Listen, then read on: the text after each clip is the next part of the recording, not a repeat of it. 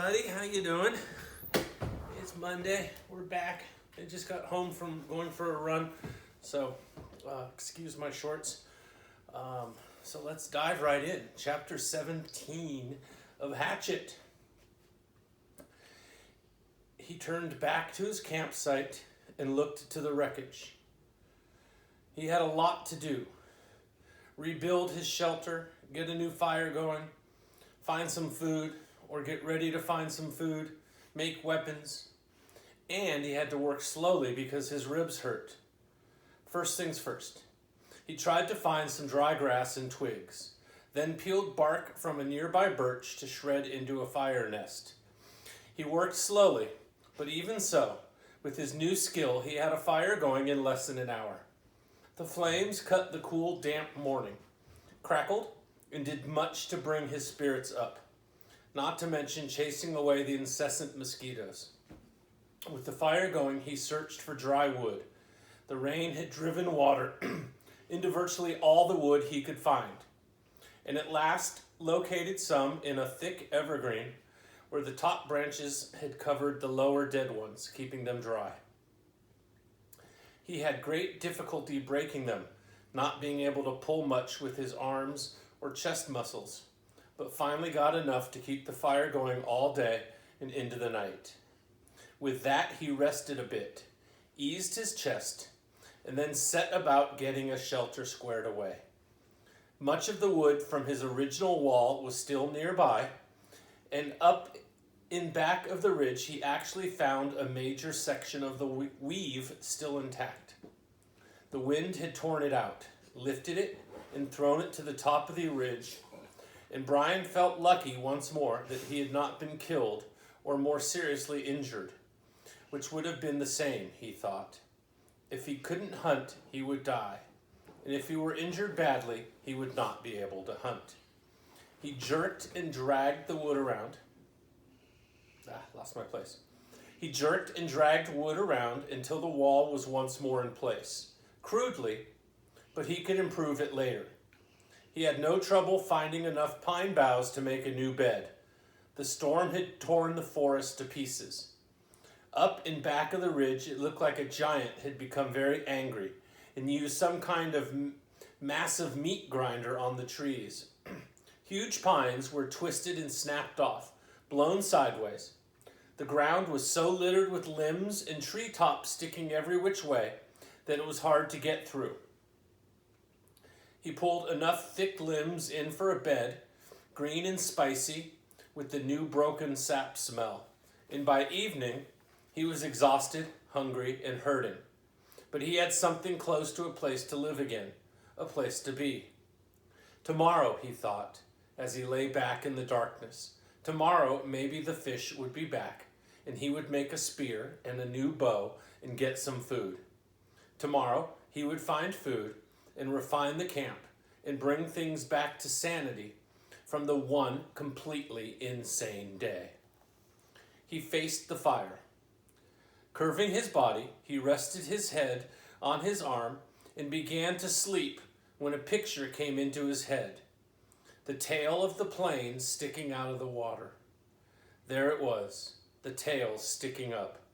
And inside the plane, near the tail somewhere, was the survival pack. It must have survived the crash because the plane's main body was still intact. That was the picture. The tail sticking up and the survival pack inside, right there in his mind as he dozed. His eyes snapped open. If I could get at the pack, he thought. Oh, if I could get at the pack. It probably had food and knives and matches. It might have a sleeping bag. It might have fishing gear. Oh, it must have so many wonderful things. If I could get at the pack and just get some of those things, I would be rich, so rich. If I could get at the pack. Tomorrow.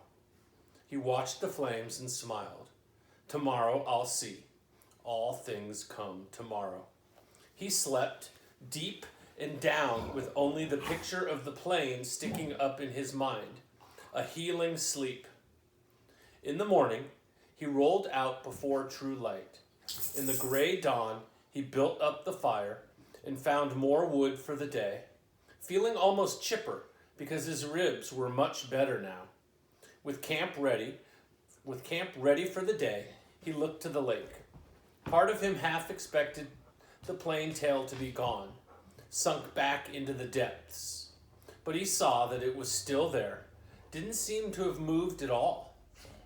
He looked down at his feet and saw that there were some fish in the fish pen, looking for the tiny bits of bait still left from before the wind came. He fought impatience to get on the plane project and remembered what he had learned. First, food, because food made strength.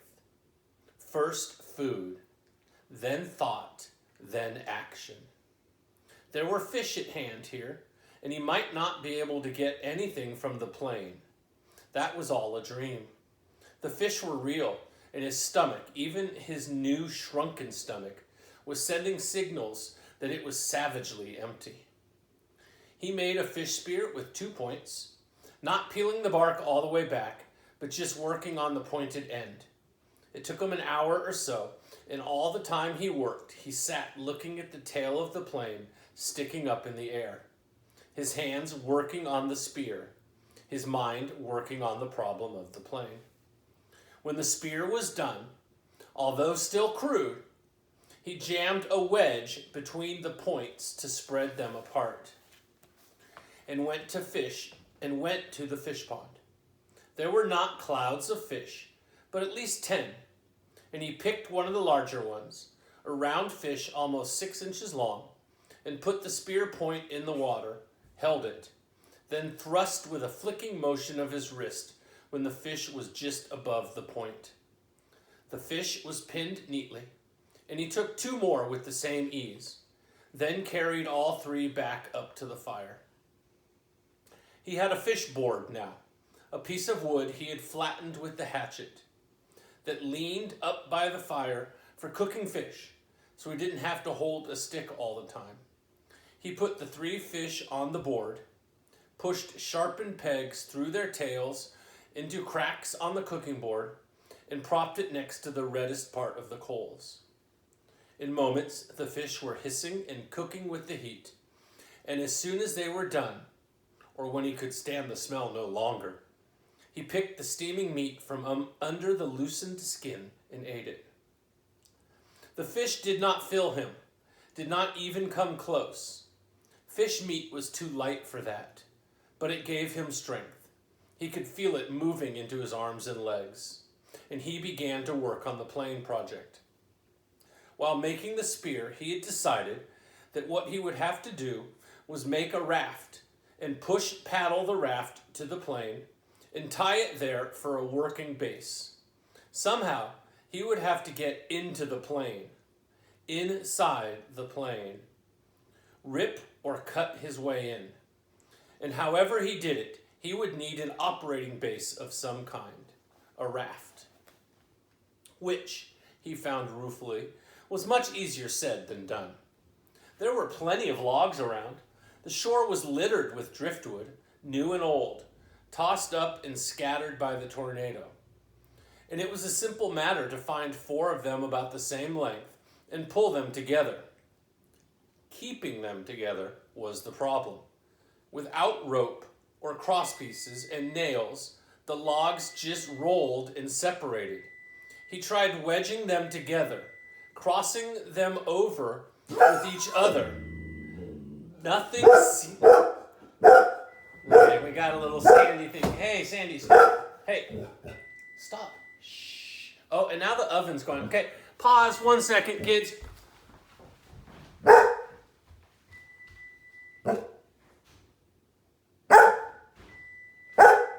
Your bread. Neshe.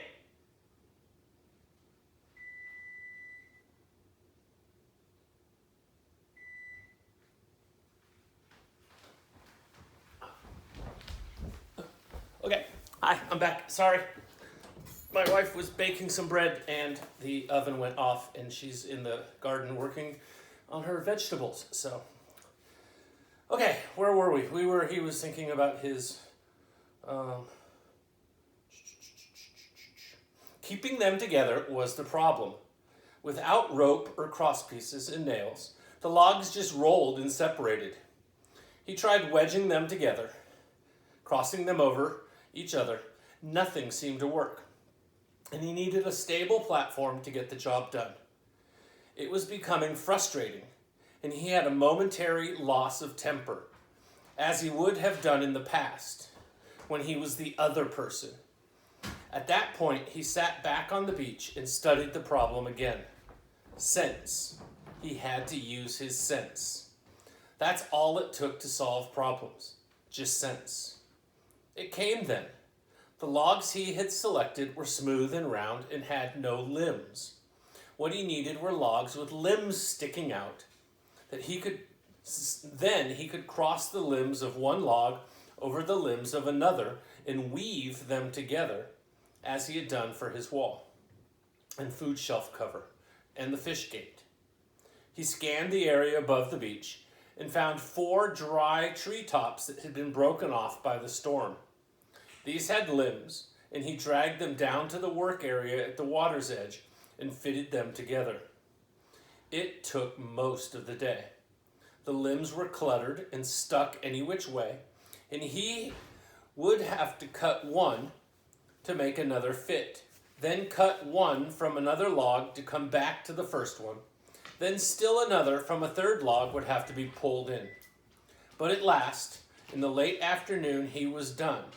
And the raft, which he had called Brush Pile 1 for its looks, hung together even as he pulled it into the water off the beach. It floated well, if low in the water. And in the excitement, he started for the plane. He could not stand it. He could not stand on it, but would have to swim alongside. He was out to chest deep when he realized he had no way to keep the raft at the plane. He needed some way to tie it in place so he could work from it. And for a moment he was stymied. He had no rope, only the bowstring and the other cut shoestring in his tennis shoes, which were by now looking close to dead, his toes showing at the tops. Then he remembered his windbreaker and found the tattered part he used for an arrow pouch. He tore it into narrow strips and tied them together to make a rope or tie-down about 4 feet long. It wasn't strong. He couldn't use it to pull a Tarzan and swing from a tree, but it should hold the raft to the plane. Once more, he slid the raft off the beach and out into the water until he was chest deep. He had left his tennis shoes in the shelter, and when he felt the sand turn to mud between his toes, he kicked off the bottom and began to swim. Pushing the raft, he figured, was about like trying to push an aircraft carrier. All the branches that stuck down into the water dragged and pulled, and the logs themselves fought any forward motion, and he hadn't gone 20 feet when he realized that it was going to be much harder than he thought to get the raft to the plane. It barely moved, and if he kept going this way, he would just about reach the plane at dark. He decided to turn back again, spend the night, and start early in the morning. And he pulled the raft out, and he pulled the raft once more onto the sand, and scraped it dry with his hand. Patience. He was better now, but impatience still grounded him a bit, so he sat at the edge of the fish pond with the new spear and took 3 more fish, cooked them up, and ate them, which helped to pass the time until dark. He also dragged in more wood, endless wood, and then relaxed and watched the sun set over the trees in back of the ridge. West, he thought. I'm watching the sun set in the west. And that way was north, where his father was, and that way east, and that way south. And somewhere to the south and east, his mother would be. The news would be on the television. He could visualize more easily his mother doing things than his father because he had never seen or never been to where his father lived now. He knew everything about how his mother lived. He would have the small television on the kitchen counter going and be watching the news and talking about how awful it was in South Africa or how cute the baby in the commercial looked, talking and making sounds, cooking sounds. He jerked his mind back to the lake. There was great beauty here, almost unbelievable beauty. The sun exploded the sky, just blew it up with the setting color, and the color came down into the water of the lake, lit the trees. Amazing beauty. And he wished he could share it with somebody and say, look there and over there and see that. But even alone it was beautiful, and he fed the fire to cut the night chill. There it is again, he thought, that late summer chill to the air, the smell of fall. He went to sleep thinking a kind of reverse question.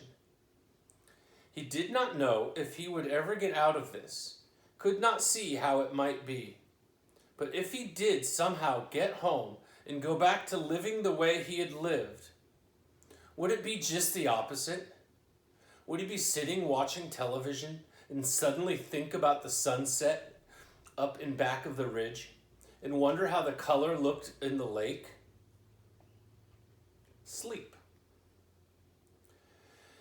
In the morning, the chill was more pronounced, and he could see tiny wisps of vapor from his breath.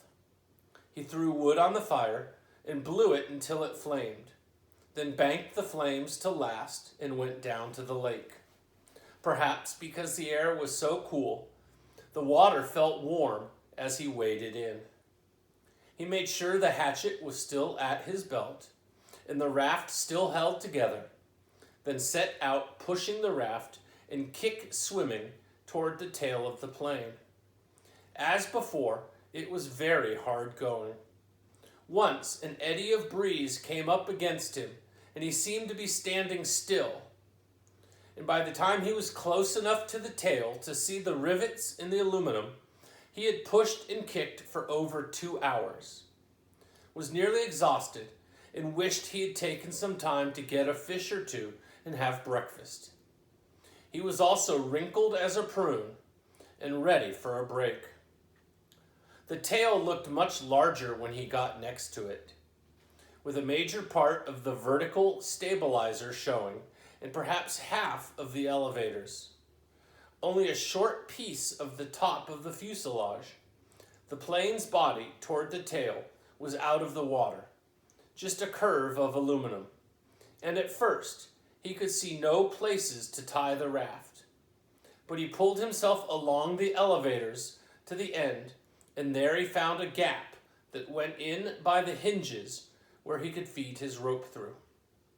With the raft secure, he climbed on top of it and lay on his back for 15 minutes, resting and letting the sun warm him. The job, he thought, looked impossible. To have any chance of success, he would have to be strong when he started. Somehow, he had to get inside the plane.